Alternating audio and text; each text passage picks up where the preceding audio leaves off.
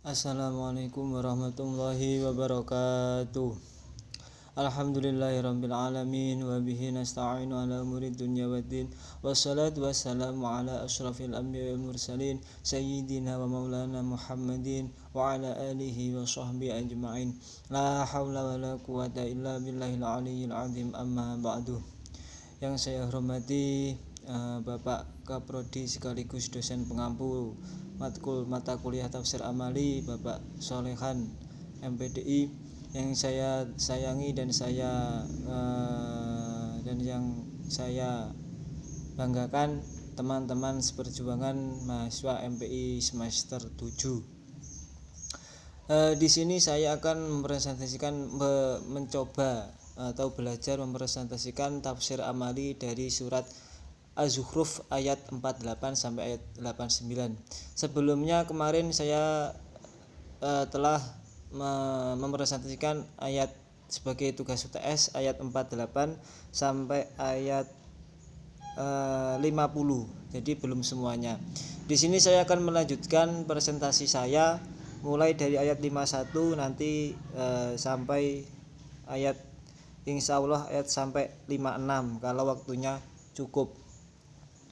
Langsung saja untuk mempersingkat waktu, di sini saya pertama akan membaca dulu suratnya, ayatnya. Setelah itu saya akan terjemah perkata dan saya akan mempresentasikan, menjelaskan apa kandungan tafsir amali yang bisa kita amalkan dalam kehidupan sehari-hari.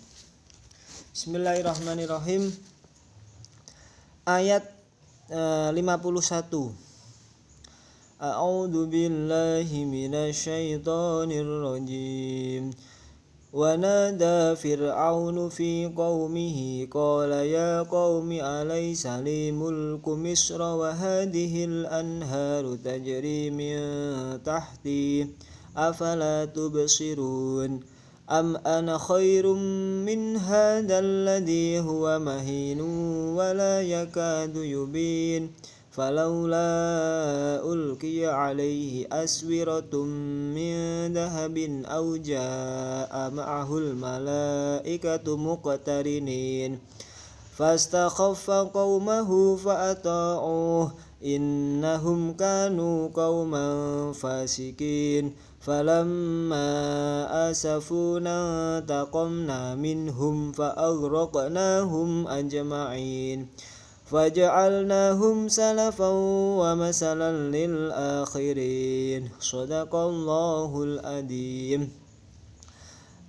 Kemudian saya akan membacakan terjemah perkataannya. Ayat mulai dari ayat 51. Wanada dan berseru Fir'aun fi qaumihi kepada kaumnya. Qala seraya berkata, ya qaumi, wahai kaumku, alaisa bukankah li milikku mulku kerajaan, mulku Misra kerajaan Mesir, wahadihi dan ini al anharu sungai-sungai, tajri yang mengalir min tahti di bawahku, afala apakah tidak tubsiruna kalian melihat. Jadi di sini Fir'aun menceritakan Fir'aun itu berkata kepada kaumnya, apakah wahai kaumku, bukankah kerajaan Mesir itu milikku dan bukankah sungai-sungai ini mengalir di bawahku, apakah kamu tidak melihat? Nah, ini adalah salah satu sifat Fir'aun yang menyombongkan dirinya. Jadi dia merasa bahwa dia memiliki kerajaan Mesir dan dia menguasai kerajaan Mesir dan dia berkuasa penuh atas kerajaan Mesir dan dia mengklaim bahwa Mesir itu adalah kerajaannya berkat usahanya sendiri. Padahal Fir'aun itu kan juga manusia. Manusia itu tidak bisa apa-apa kecuali atas pertolongan Allah. Nah, Fir'aun di sini itu lupa akan pertolongan Allah. Nah, mengapa kok bisa lupa? Karena Fir'aun hatinya itu sudah buta akan kekuasaan dunia. Jadi barang siapa yang hatinya sudah dikuasai oleh dunia, maka hatinya akan tertutup oleh pintu hidayah Allah. Jadi di sini Fir'aun itu kalau bahasa Jawanya itu dilulu sama Allah. Jadi Fir'aun kan tidak pernah sakit, dia berkuasa dan dia sangat berkuasa, intinya sangat berkuasa. Jadi Allah itu memang memberikan nikmat kepada Fir'aun sebegitu besarnya. Mengapa? Karena Allah itu ingin mencoba Fir'aun, apakah Fir'aun ini layak enggak dikasih nikmat sebegitu besarnya. Ternyata apa? Ternyata Fir'aun telah lalai, Fir'aun telah lupa akan nikmat yang telah diberikan kepada Allah, sehingga dia berkata ke kaumnya bahwa kerajaan Mesir ini milikku, dan sungai-sungai yang mengalir di bawah, dan sungai-sungai ini mengalir di bawahku. Nah, jadi Fir'aun ini sombong. Menurut tafsir amalinya, kita berusaha untuk menghindari sifat sombong dan berusaha untuk selalu memupuk hati, menjaga kebersihan hati. Agar apa? Agar tidak ada rasa sombong di dalam hati kita. Karena sifat sombong ini adalah sangat berbahaya. Iblis ini kan ciptaan Allah yang salah satu ciptaan yang cerdas, yang hebat, iblis ini. Nah, terus mengapa kok dia sampai bisa dilaknat oleh Allah?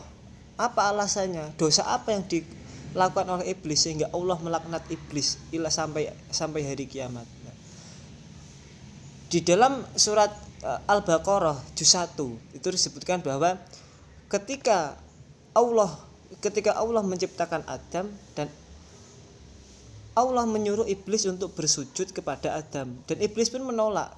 Dia berkata, saya tidak mau, karena saya tercipta dari api sedangkan dia tercipta dari tanah.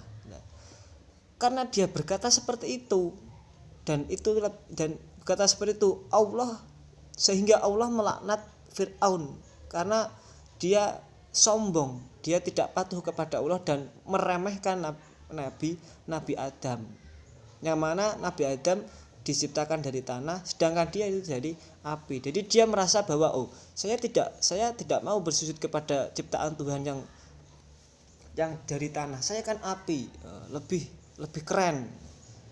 Nah, sebab perkataan itulah sehingga Allah melaknat iblis sampai hari kiamat. Nah, jadi sekali lagi saya ingatkan, dan juga untuk pengingat saya sendiri, bahwa kita berusaha untuk menghindari sifat sombong.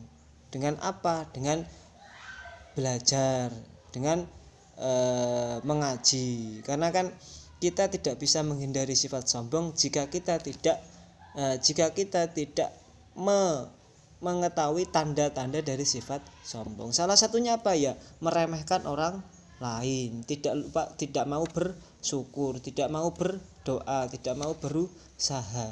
Jadi ketika kita memiliki nikmat yang banyak dan kita tidak mau bersyukur, maka kita secara tidak langsung kan melupakan pemberi nikmat.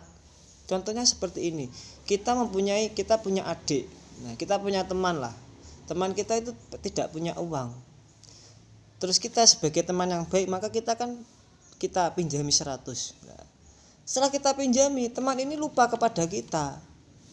Teman ini lupa siapa yang menolongnya dan siapa yang meminjaminya. Nah, bagaimana perasaan kita ketika kita memiliki teman seperti itu? Nah, ya otomatis kan mangkel. Nah, jadi kan ya begitupun juga dengan Allah. Tapi ya kita tidak bisa menyamakan Allah dengan manusia, tidak bisa. Karena kan ya kita mengambil analogi seperti itu karena apa? Karena biar kita senantiasa bersyukur atas apa yang telah diberikan oleh Allah, seperti itu. Jadi Allah tidak mungkin memiliki sifat seperti manusia. Kan Allah Ar-Rahman, Ar-Rahim, Ar-Razzaq ya. Jadi banyak manusia yang tidak bersyukur tapi tetap dikasih nikmat oleh Allah. Banyak orang yang sudah kaya raya, sudah orang tuanya kaya raya, tetap dikasih nikmat, tetap dikasih harta, kekayaan oleh Allah. Nah, itu adalah sifat penyayangnya Allah. meskipun dia tidak sholat, meskipun dia tidak bersyukur, tapi Allah tetap memberikan. Tetapi tujuannya ini berbeda. Ada kalanya kita dikasih nikmat oleh Allah itu hanya memang itu rezeki, bisa juga menjadi cobaan, bisa jadi juga ujian buat kita lah.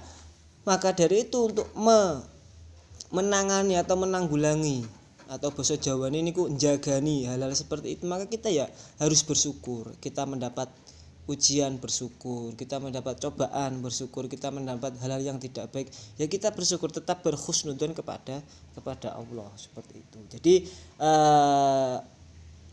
amaliyah yang bisa kita lakukan dari ayat ini adalah menghindari sifat sombong. Dengan apa? Dengan cara mengetahui ciri-ciri sifat sombong. Bagaimana cara mengetahuinya? Dengan kita belajar, menuntut ilmu, mengaji dan lain-lain seperti itu. Setelah itu saya lanjutkan, am ana khairun min hadzal ladzi wa mahinu wa la yakadu yubin. Am ana, bukankah aku, khairun, lebih baik, min hada, dari Musa, min hadzal ladzi, dari Musa, huwa, dia, mahinun, hina, wala yakadu, dan hampir tidak dapat menjelaskan, wala yakadu, dan tidak dapat menjelaskan, yubinu, perkataannya.